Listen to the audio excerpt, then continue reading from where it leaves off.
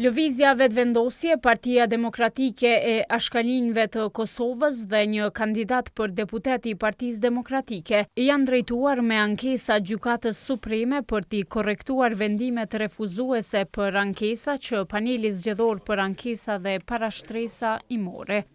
LVV-ja, PDAK-ja dhe kandidati Petrit Hajdari kanë kundërshtuar në Supreme rezultatin zgjedhor që u shpall të shtunën nga KQZ-ja.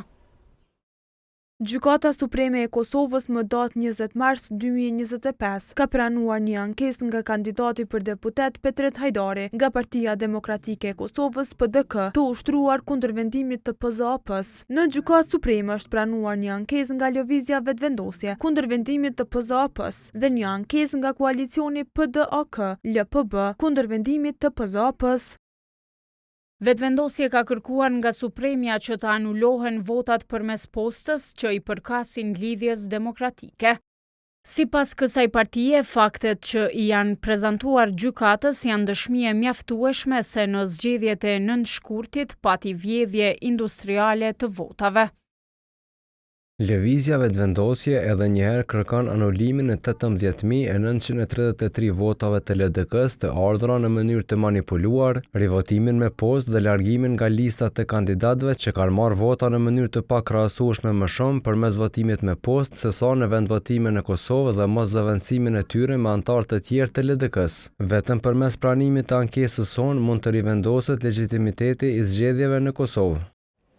Ndërkaq Partia Demokratike e Ashkalinjve ka kërkuar që Supremja të anuloj 211 vota të Partisë së Ashkalinjve për integrim të ardhura përmes postës ose të bëjë rinumrimin e tyre.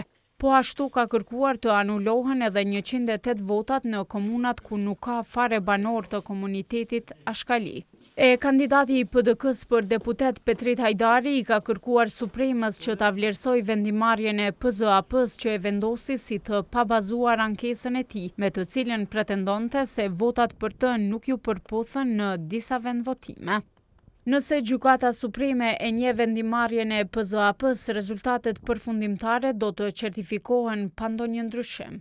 Rezultati zgjedhor për kandidatët mund të ndërrojë vetëm në rast se tërhiqen 3 deputet.